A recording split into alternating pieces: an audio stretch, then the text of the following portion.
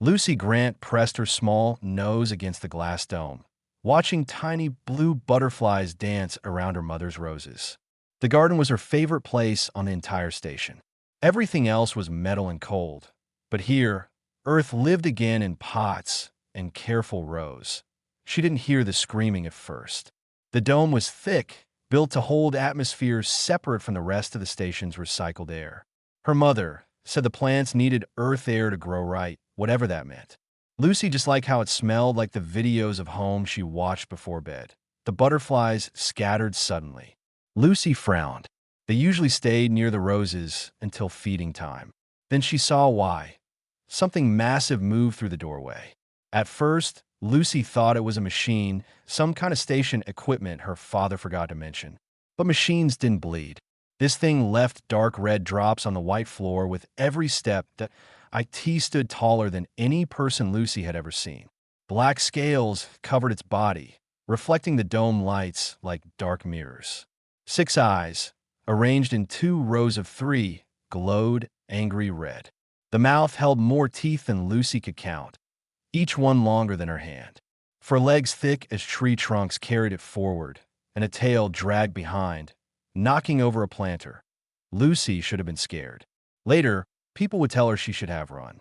But Lucy had grown up on a colony ship where scared animals sometimes came aboard from planetary surveys.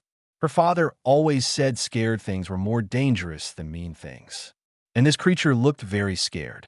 "You're making a mess," Lucy said, pointing at the muddy red footprints. "Sit down right now." The creature stopped. Its 6 eyes blinked, 1 row at a time. The red glow faded to confused orange, then soft amber. With a sound like falling rocks, it folded its haunches and sat. The tail stopped thrashing. Its massive head lowered until those 6 eyes were level with Lucy's face. Lucy walked closer. Her mother always checked animals for injuries first. "That's what vets did," she said. Lucy wasn't a vet, but she paid attention. "Let me see," she said, reaching for the nearest paw. It was bigger than her whole body, tipped with claws that could tear metal. The creature watched her, but didn't move. Lucy found the problem quickly. A sharp piece of steel stuck between 2 scales, wedged in deep. "Oh, you're hurt. That must hurt a lot. Let me help you." She pulled her small gardening tool from her pocket. Her mother let her use it for weeding. Carefully, she worked the metal piece loose. The creature rumbled, a sound Lucy felt in her chest, but it held perfectly still. When the metal came free, dark blood welled up. "Stay here," Lucy commanded. She ran to the supply closet and grabbed the first aid kit her mother kept for garden accidents. The bandages were too small, but Lucy tore her sleeve off and wrapped it around the wound. The creature watched every movement with those amber eyes. Outside the dome, Lucy didn't know that 17 different species crowded around monitors. She didn't know that security teams stood frozen, weapons ready but useless. She didn't know that the creature sitting patiently while she tied a bandage was called a raw core, bred on volcanic worlds to be unstoppable killers. All Lucy knew was that something was hurt, and she could help. "There," she said, patting the massive paw. "Better now. What's your name?" The creature rumbled again, softer this time. Lucy took it as an answer, even though she couldn't understand the sound. "They call you Bloodstone? That's not a very nice name. You're not bloody." "Well, you are now, but that's because you were hurt. Names should be happy things." She sat down cross-legged in front of the creature. Her mother would be worried soon, but Lucy wanted to make sure her new friend felt better first. The raw core shifted, moving its bulk carefully around the plants, and laid down completely. Its head rested near Lucy, close enough that she could feel its breath. "I had a dog once," Lucy said, talking the way she did with all animals. They couldn't understand words, her father said, but they understood the sound of caring. His name was Copper. He was brown and soft and always wanted to play. We couldn't bring him on the ship. Too far, they said. Too long in cold sleep. I miss him. The creature's eyes drooped slightly. Lucy reached out and touched the scales near its nose. They were warm, warmer than she expected. Smooth like river rocks, but harder.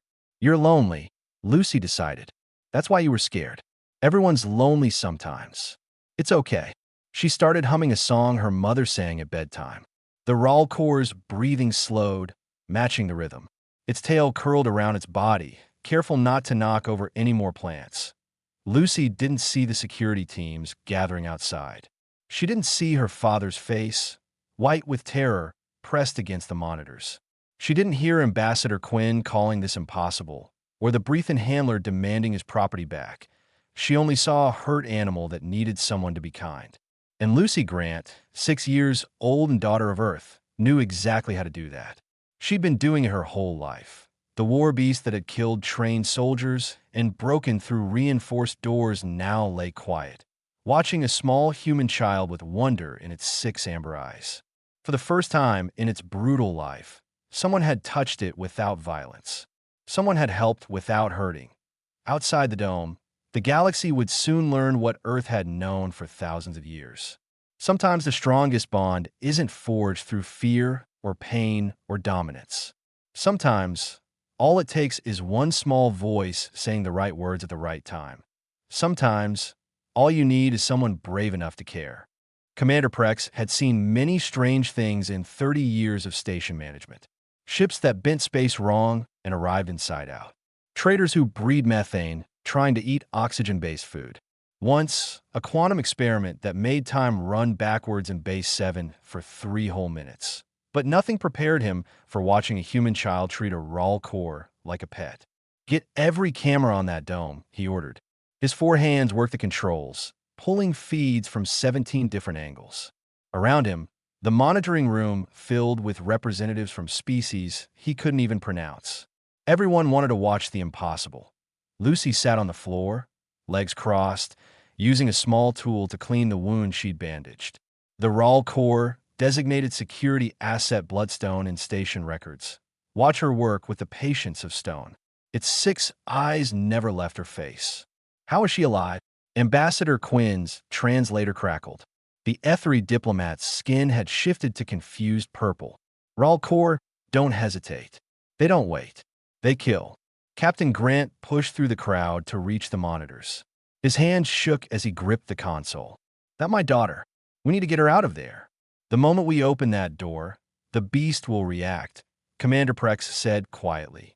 "Right now it's calm. Moving might change that." "She's talking to it," someone whispered. They turned up the audio feed. Lucy's voice came through, high and clear and completely unafraid. "You're prettier than Copper. He was just brown. You're like a rainbow. See? When the light hits your scales, there's purple and green and blue. Very pretty." The raw core rumbled. Every species in the monitoring room recognized contentment when they heard it. Predators across 1,000 worlds made that sound when comfortable and safe. But raw core weren't supposed to feel comfortable. They were weapons, nothing more. Doctor Phineas Ray arrived, breathing hard from running. The human xenobiologist pushed his glasses up his nose and stared at the screens. Impossible. The conditioning alone should prevent this. They're taught from hatching that gentle touch means weakness. Weakness means death. Then explain what we're seeing, Commander Prex said. Doctor Ray watched Lucy wrap her torn sleeve around the creature's paw, watched her pat it gently, watched the raw core lean into her touch. Humans domesticated wolves 10,000 years ago. Then horses, cats, birds, dozens of species. We have a language with animals that goes deeper than words. "She's a child," Ambassador Quinn said. "Children have no language except need." "Exactly," Dr. Ray said softly. "And every social predator in the universe understands protecting the young. Look at how she moves. No threat, no challenge, just confidence that she'll be obeyed. It's the same way wolf puppies approach pack adults. The same way lion cubs interact with pride members." Captain Grant couldn't look away from his daughter. "She does this at home. Every animal we encounter, she wants to pet it, to help it. We thought it was just being kind." "It's more than kindness," Dr. Ray said. "It's fluency. She speaks predator without knowing she's doing it." On the screen, Lucy had finished bandaging the wound. She stood up, brushed dirt from her pants, and looked directly at the raw core. "You need to stay off that paw for a while. My mother says injuries need rest. Can you do that?" The creature rumbled again and shifted its weight to 3 legs, keeping the injured paw raised slightly. "Good," Lucy said, smiling. Then she yawned. "I am sleepy. All this helping is hard work." To everyone's shock, she curled up against the Ralcor's side, using its foreleg as a pillow. The creature carefully adjusted its position, creating a protective curl around the small human. Within minutes, Lucy's breathing slowed into sleep. "She's sleeping," Captain Grant whispered. "She's sleeping against a Ralcor." The monitoring room fell silent. They watched the child and the beast, both resting peacefully among Earth roses. It was the kind of image that would spread across the galaxy within hours, the kind that would change everything. Then the door opened and Forge stomped in. The Breathen handler was massive, even for his species. For arms thick with muscle, skin like gray leather, and a face that had seen 100 battles. He trained Ralcor for 40 years. He'd lost 3 limbs and replaced them. He'd broken bones and spirits to make creatures obey. And now, a human child made his life's work look meaningless. "I'm taking my beast back," he announced. His translator made the words harsh and final. "This foolishness ends now." "She's sleeping," Commander Prex said carefully. "Perhaps we should wait." "I don't wait for human children." Forge pushed past the guards toward the dome entrance. Captain Grant grabbed his arm. "Don't you dare wake my daughter." Forge shook him off easily. "Your daughter stole my property. She compromised station security. I'm going in." Dr. Ray stepped forward. "If you enter aggressively, the Ralcor will wake in defensive mode. It might attack her. Then she'll learn what real beasts do," Forge said. He opened the dome door. The temperature changed immediately. Earth air mixed with station atmosphere. The Ralcor's eyes opened, all 6 at once, glowing orange in the dim light. But it didn't move. It stayed curled around Lucy, protective and still. Forge entered, his 4 arms spread in dominance display. He made the sound that every Ralcor handler learned first. The command that meant submission or pain. The sound that had never failed. The Ralcor ignored him completely, its attention fixed on Lucy, making sure she still slept safely. Forge tried again, louder. Nothing. He moved closer, raising his arms higher, making himself bigger. Basic dominance. Basic control. Lucy stirred and opened her eyes. She saw Forge looming over her and frowned. "You're being loud." Stone was sleeping. "Stone." Forge laughed. "That beast is called Bloodstone. It's a weapon, not a pet." "He doesn't like that name," Lucy said firmly. "And he's not a weapon. He's just scared and hurt, and nobody was nice to him." She stood up, putting herself between Forge and the Ralcor. "You should leave. You're making him nervous." The creature that Forge had trained, that wore his scars and his pain conditioning, rumbled low in its chest. Not aggression. Protection. It was protecting the child from its handler. Forge stared at his life's work, choosing a human over him. In that moment, everything he believed shattered like glass. 3 days passed before Ambassador Quinn made his offer. 3 days of Lucy playing with Stone in the Garden Dome while scientists watched through cameras. 3 days of the galaxy's most dangerous creature acting like a loyal dog. The Grant family sat in their new quarters. The rooms were bigger than their cabin on the prairie wind, with real windows showing the gas giant Helios, 9 swirling below. And Grant, Lucy's mother, held a cup of tea she hadn't touched in an hour. "They want to study her," Captain Grant said quietly. Lucy was in the next room, reading Stone a story through the observation window. The Ralcor listened with the same attention he gave everything she did. "The Council is offering fuel credits. Enough to reach our colony world and buy land for everyone on the ship." Anne's hands tightened on her cup. "They want to turn our daughter into a science experiment. They want to understand how she does it," Captain Grant corrected. "And maybe we should want that too. What if other children can do this? What if humans have a gift the galaxy needs? What if they never let her leave?" Anne's voice broke. "What if every war zone in space demands a human child to pacify their monsters?" Neither of them had an answer for that. Dr. Ray visited every day with new theories. He brought equipment that measured Lucy's voice patterns, her pheromones, her heart rate when she approached dangerous creatures. Other species brought their own beasts to test her. Each time, Lucy walked up with the same calm confidence and made friends within minutes, a Kintari venom beast that could spit acid through steel. Lucy told it no, and it stopped mid-spit, looking confused at a Dortian war drake that breathed fire hot enough to melt rock. Lucy patted its nose, and it purred like a kitten, a Hargan warboar that weighed 3 tons and could charge through walls. Lucy said sit, and its Saturday words spread through the station like wildfire. The human child who spoke the language of beasts. The girl who made weapons into pets. Ship captains changed routes to see her. Scientists fought for observation time. Traders offered fortunes for her services. And Lucy, 6 years old and completely unaware of the storm building around her, just wanted to help animals feel better.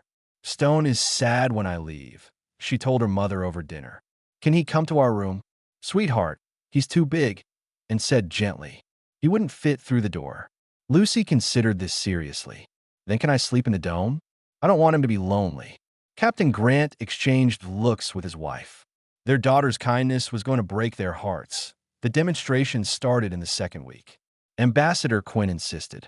The Galactic Council needed proof that this wasn't a trick or temporary. They needed to see human ability with creatures work under pressure. They built an arena in the station's cargo bay. Representatives from 40 species attended. Lucy wore her favorite dress, the blue one with yellow flowers. She held her father's hand while Stone walked beside her, his injured paw completely healed. Commander Prex explained the rules. Different handlers would present their creatures. Lucy would attempt communication. All safety protocols would be active, with emergency shields ready to deploy. The first test was simple. A Breathen handler brought a young Raal core, barely trained. It snarled and pulled against its chain. Lucy walked over, said hello, and asked if its collar was too tight. The creature calmed immediately, rubbing its head against her like a cat seeking affection. The second test was harder. A Kintari combat squad demonstrated their Venombeast's attack patterns. Then they released it toward Lucy. Captain Grant nearly vomited from fear. But Lucy stood her ground, raised one hand, and said stop. The Venom Beast stopped so fast it skidded on the floor. The third test was designed to fail. The handler was Breathen, one of Forge's friends. He brought a Hargan warboar that had killed its last 3 trainers. The creature was massive, angry, and pumped full of aggression chemicals. Its eyes showed nothing but rage. This beast cannot be calmed, the handler announced. It knows only violence. Lucy looked at the warboar and saw through the anger to the pain beneath. He's been hurt, she said quietly. He's attacking because he thinks everything wants to hurt him. Proceed with the test. Ambassador Quinn ordered. The handler released the warboar. 3 tons of muscle and fury charged straight at Lucy. The crowd screamed. Captain Grant tried to run forward, but guards held him back. Stone roared, but Lucy had told him to stay, and he obeyed even through his panic. Lucy didn't run. She stood small and steady and shouted one word. Stop! The warboar's hooves tore the floor as it tried to halt. It slid to a stop with its nose touching Lucy's chest. Its breath came in hard pants. Its eyes showed confusion instead of rage. Lucy reached up slowly and touched its snout. Nobody should hurt you. I won't hurt you. You're safe now. The warboar, bred for destruction, carefully lowered itself to the ground. Lucy sat with it, running her small hands over its scarred hide, finding every place it had been hurt. She cried softly for its pain while the entire galaxy watched. That's when Forge made his move. He'd been standing in the crowd, waiting for his moment. While everyone focused on Lucy and the warboar, he activated a remote control. The override collar on Stone's neck, dormant for weeks, suddenly flooded the Raal Core's nervous system with pain. That Stone's scream was terrible. His body convulsed. His eyes flashed from amber to rage red. Every instinct bred into him over generations came roaring back. Pain meant attack. Attack meant survival. He lurched toward the nearest moving thing. Lucy. The arena erupted into chaos. Guards activated shields. Security drew weapons. Captain Grant broke free and ran toward his daughter. Dr. Ray screamed for emergency sedation, but Lucy didn't run. She turned to face Stone, her best friend, as he charged at her with claws extended and death in his 6 red eyes. She saw past the rage to the pain beneath. She walked toward him. "It's okay, Stone," she said through her tears. "I know it hurts. I know you're scared. I'm here." Her small fingers found the collar's release. Forge had made it for breath and strength, but he'd forgotten that sometimes gentleness works where force fails. The collar clicked open and fell away. Stone collapsed. Lucy sat beside him in the middle of the arena and began to hum her mother's lullaby. The Ralcor's breathing slowed. His eyes faded from red to orange to amber. He pressed his massive head against her lap and shook. "You're safe now," Lucy whispered. "I promise." Station security arrested Forge within minutes. The recordings showed everything. Deliberate activation of a pain collar during a sanctioned demonstration. Attempted murder through proxy. Endangering a diplomatic guest. The charges kept mounting while Forge shouted about proving human weakness. Nobody listened. The galaxy had just watched a 6-year-old girl walk toward certain death and turn it into trust. Commander Prex gave the Grant family a full suite with garden access. Stone got his own room, specially reinforced. For the first time in his life, the Ralcor had a place to rest that wasn't a cage or a combat pit. He spent most of his time lying near Lucy's door, listening to her breathe. Doctor Ray worked through 3 nights without sleep, compiling his research. When he finally called a press conference, representatives from 200 species attended. Some joined through hologram from across the galaxy. Everyone wanted to understand the human miracle. "We've been thinking about control all wrong," Dr. Ray said, his voice carrying to every corner of known space. "For thousands of years, most species have used dominance. Pain, fear. We break creatures until they obey. But humans did something different on Earth." He showed images of ancient cave paintings. Humans and wolves hunting together. Humans and horses running together. Humans and cats sharing fires. We didn't dominate. We partnered. We learned to speak the language of social predators because we lived with them. Our children, especially, developed signals that say we're family, not threats. High voices, direct but non-challenging eye contact. Confidence without aggression. It's been in our species for 10,000 years. The E3 representative stood. Her skin had gone thoughtful gray. "You're saying humans can communicate with any predator? Not control," Dr. Ray emphasized. "Communicate. There's a difference. Lucy doesn't make creatures obey through fear. She makes them want to cooperate through understanding. It's the difference between a slave and a friend." The room fell silent. Half the species present had built their civilizations on hierarchies enforced through pain. The idea of cooperation instead of domination made them uncomfortable.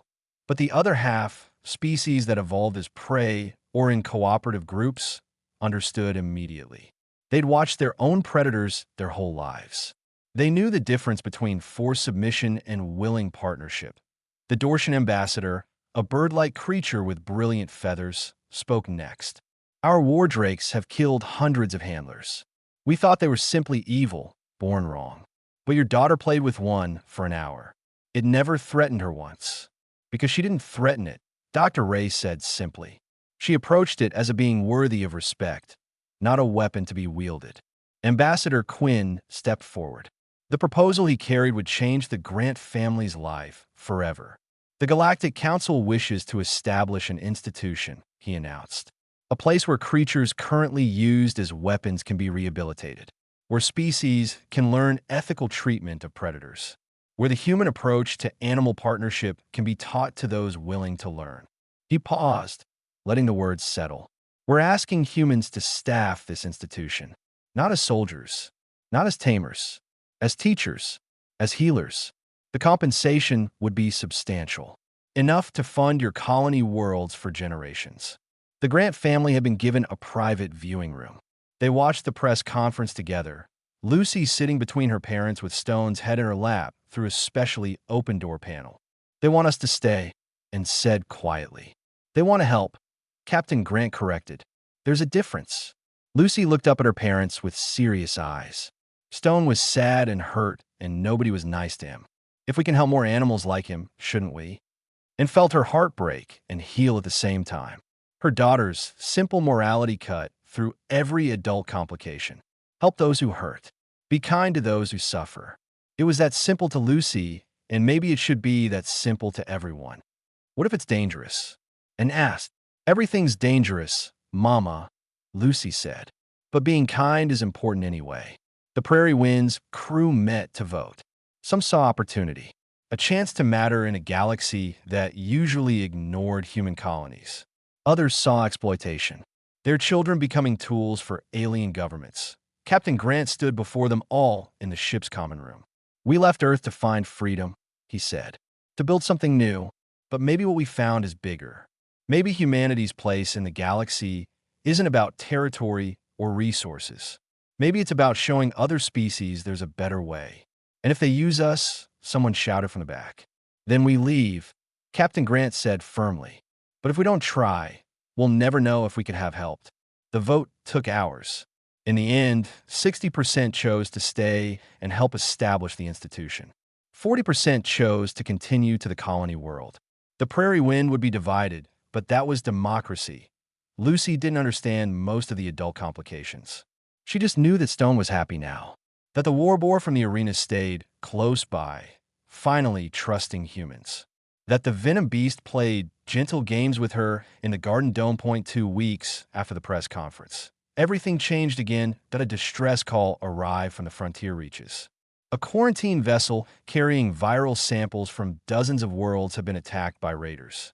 The ship was adrift, its orbit decaying toward a populated mining station. Thousands of lives were at risk. The problem was the ship's defense system.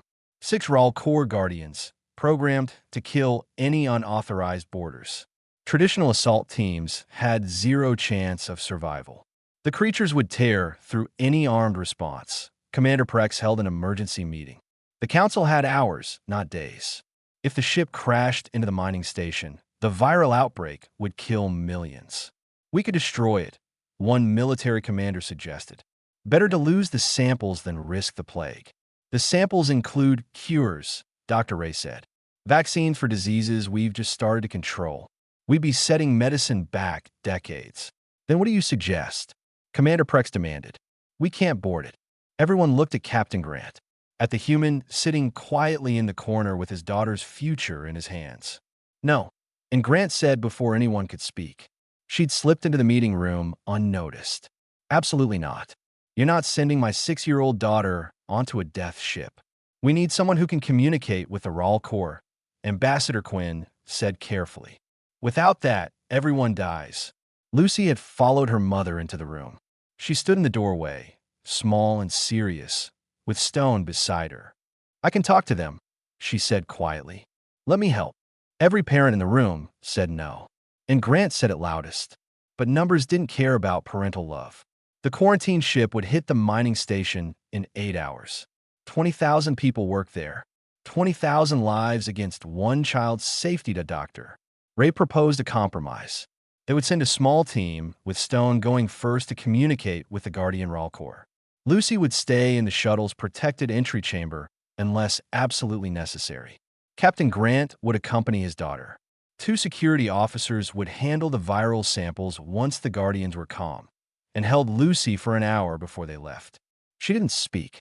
She just memorized the weight of her daughter in her arms, the smell of her hair, the sound of her breathing. She memorized everything in case she never got another chance. The shuttle launched with military escort. Through the viewports, the quarantine ship looked worse than the report suggested. Whole sections were open to space.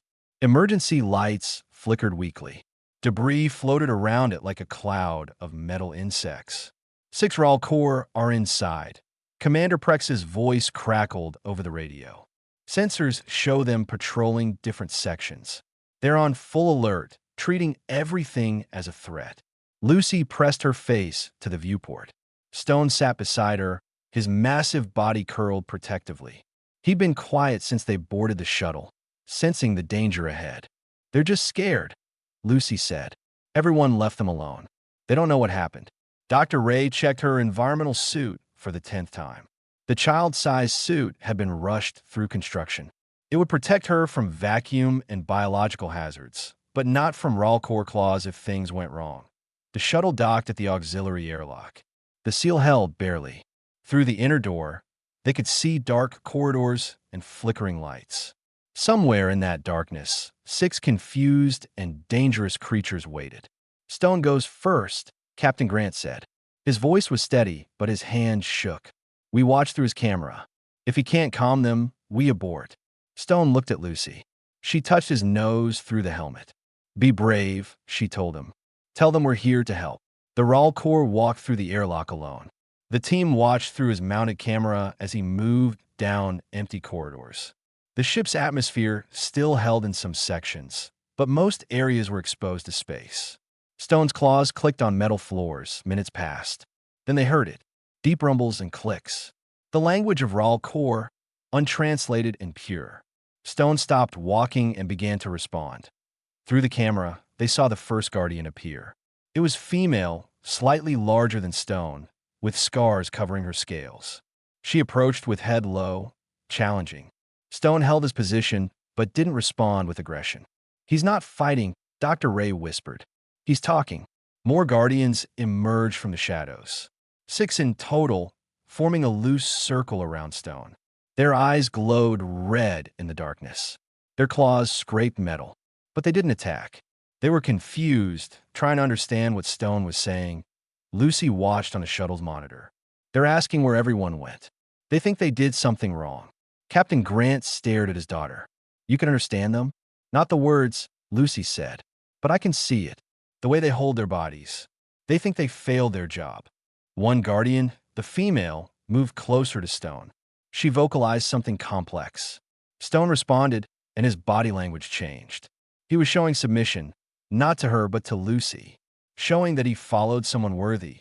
The Guardians shifted. Their eyes faded from red to orange. "It's working," Dr. Ray said.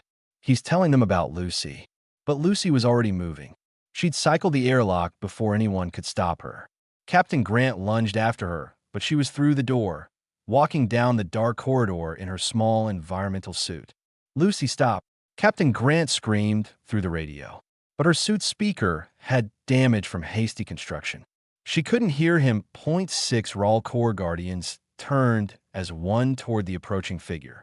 A small human, barely tall enough to reach their knees, walking toward them without hesitation.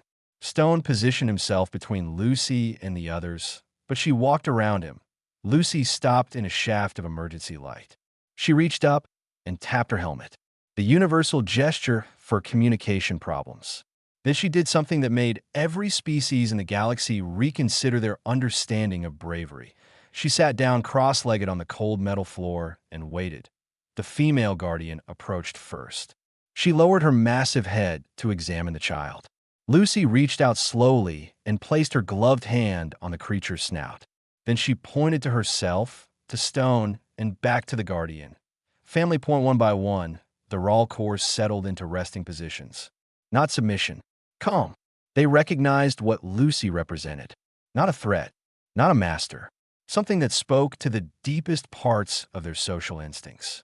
A young one to protect. Captain Grant and Dr. Ray entered cautiously with the security team. They worked quickly to secure the viral containers, but something was wrong. The samples weren't in proper quarantine storage. Someone had reconfigured them, making them far more accessible than safety protocols allowed. "This wasn't an accident," Dr. Ray said, examining the ship's damaged logs. "Someone was delivering these samples as weapons. The raiders weren't trying to steal the ship. They were trying to stop it." Captain Grant checked the navigation data. It was heading for the Breathen Home system. This was their biological warfare program. As they loaded the last container onto the shuttle, the ship's damaged sensors detected a new arrival. A Breathen warship, appearing from faster-than-light travel. Its weapons were already charging. "All teams, evacuate immediately." Commander Prex's voice crackled with static. "The Breathen are going to destroy the ship. You have 3 minutes." The problem hit them all at once. Their shuttle could hold the human team, barely, but 6 full-grown Raw Corps made it impossible. If they left the Guardians behind, the creatures would die when the ship exploded. Lucy looked at the 6 Raw Corps who had trusted her, who had calmed because she asked them to. who had protected her instead of attacking her. "We don't leave them," she said firmly. "There's no choice," one security officer said. "The math doesn't work." "Then we make new math," Captain Grant said. He was already examining the ship's systems. "The cargo escape pods. They're designed for dangerous materials. Big enough for 2 raw core each if they curl up tight. Someone has to stay at the controls," Dr. Ray realized. "The pods won't launch automatically. Someone needs to trigger each one manually and stay until the last one deploys." Captain Grant moved toward the control panel. "I'll do it. Get Lucy to safety." But Stone was faster. The Raw Corps understood more than anyone realized. He'd watched them work for weeks, learning human technology through observation. His massive claws moved over the controls with surprising delicacy. Lucy ran to him. "You can come with us." "Please, Stone. You're my friend." Stone lowered his head and touched his nose to her helmet gently. Then he pushed her firmly toward her father. They loaded the 6 Guardians into 3 pods. The female resisted until Stone growled at her. "Protect the young one," he commanded in their language. The Guardians understood.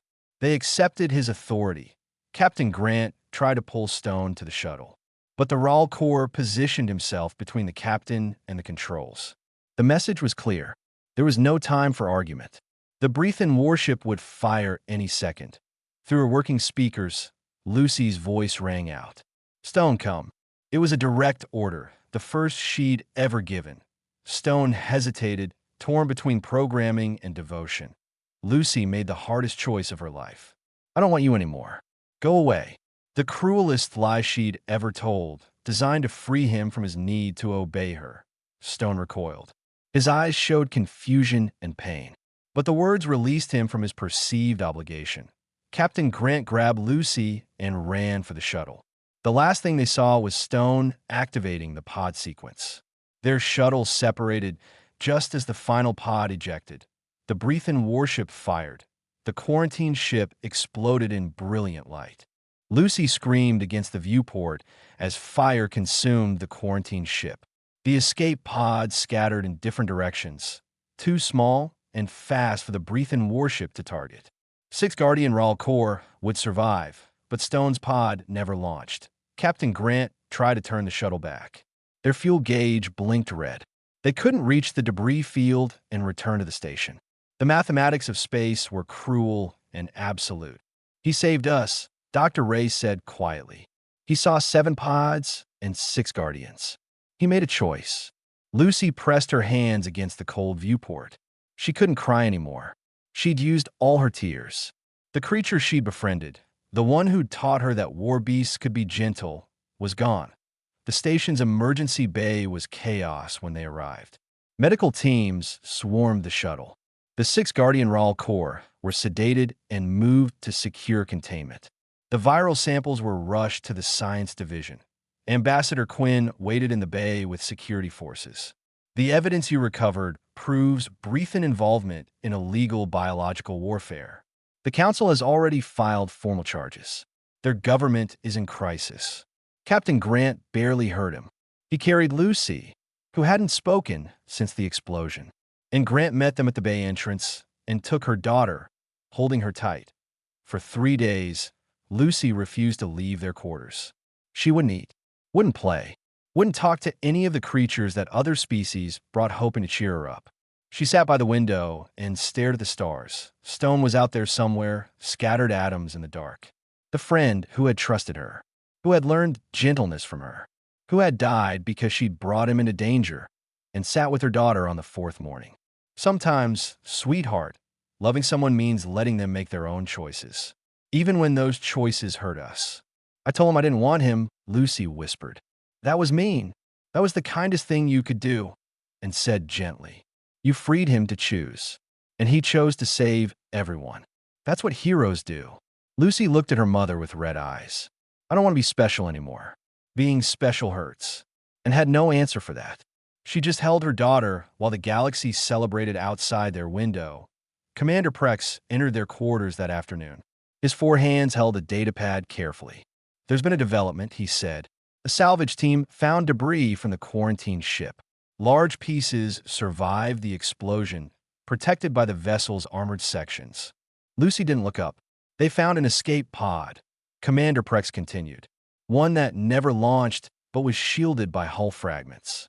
The occupant is alive. Lucy's head snapped up. She ran faster than she'd ever run in her life. Through corridors, past startled aliens, down to the medical bay where emergency teams worked. She pushed through the door without permission. Stone lay on a reinforced medical table. His scales were scorched. His breathing was shallow. Tubes and monitors covered his body. But his 6 eyes were open, amber and tired and alive. Stone. Lucy climbed onto the table despite protests from medical staff. She wrapped her arms around his massive neck and cried into his scales. "You're okay. You're okay." Stone rumbled softly. It was weak, barely audible, but Lucy felt in her chest. The same sound of contentment he'd made in the garden dome when she first bandaged his paw. Doctor Ray checked the monitors. "He's badly injured but stable. Ralcor are incredibly resilient. He'll recover." Lucy didn't leave Stone's side for 2 days. She read him stories, told him about Earth, sang him lullabies. When he was strong enough to eat, she helped feed him. When he had nightmares and thrashed, she hummed until he calmed. 6 months later, the Galactic Creature Welfare and Training Institute opened its doors. The facility orbited a peaceful world, far from conflict zones. Humans from a dozen colony ships staffed it, each bringing their own connection to animals. The 6 Guardian Raal Corps became the Institute's first residents and teachers. They helped humans understand their species' true nature. That Raal Corps weren't born violent. They were made that way through pain and conditioning. Given kindness instead, they became loyal, protective, and surprisingly gentle. Stone never left Lucy's side. He recovered fully. Those scars covered his scales like medals of honor. He became the bridge between humans and creatures, the living proof that change was possible. Lucy grew into her role carefully. She was 8 years old now, still small but wiser than her years. She understood the weight of her gift, that every creature she helped carried the burden of trust. But she also understood that trust was worth the risk. The Institute's central garden held earth flowers that Grant cultivated. Roses bloomed in careful beds. Butterflies danced in artificial sunlight. It was a piece of home in the vastness of space. Lucy sat on a bench doing homework while Stone dozed beside her. An equation about orbital mechanics made her frown. Math was hard. Helping animals was easy. A young Ethery approached nervously. His skin shifted through uncertain colors. "Excuse me," he said through his translator. "I'm Ambassador Quinn's nephew. My people have warbeasts we've treated badly for generations. Could you help us learn better?" Lucy looked at Stone. The Raal Corps rumbled encouragement. She smiled at the Ethery and stood up. "Every creature deserves a chance to be understood. Let's go meet them." They walked through the Institute together. Past enclosures where creatures once used as weapons now played and rested. Past classrooms where humans taught alien handlers about partnership instead of dominance. Past medical bays where injured creatures received treatment with kindness instead of punishment. Stone followed Lucy, his massive frame moving with surprising grace. He still limped slightly from his injuries. The scars on his scales caught the light, but his eyes glowed amber, peaceful and content. Behind them, through the viewport, stars stretched across infinity. Somewhere in that darkness, on 1,000 different worlds, creatures waited in pain and fear. Waited for someone to see past their violence to the hurt beneath. Waited for someone brave enough to say sit and kind enough to mean please. The Warbeast had bowed when a human child commanded it. But he walked tall now because she'd taught him something the galaxy had forgotten. That every being, no matter how dangerous or broken, deserved a chance at gentleness. That sometimes the strongest bonds weren't forged through domination or fear or pain. Sometimes they were built with nothing more than trust and a small voice saying the right words at the right time. Sometimes all you needed was someone brave enough to care and patient enough to wait while damaged creatures learned to care back. Lucy Grant, 8 years old and daughter of Earth, had shown the galaxy something revolutionary. Not superior technology, not devastating weapons, just the simple truth that kindness, even in the face of danger, could change everything. And Stone, the war beast who had learned to be more than a weapon, walked beside her as living proof that change was always possible, if you were just brave enough to try.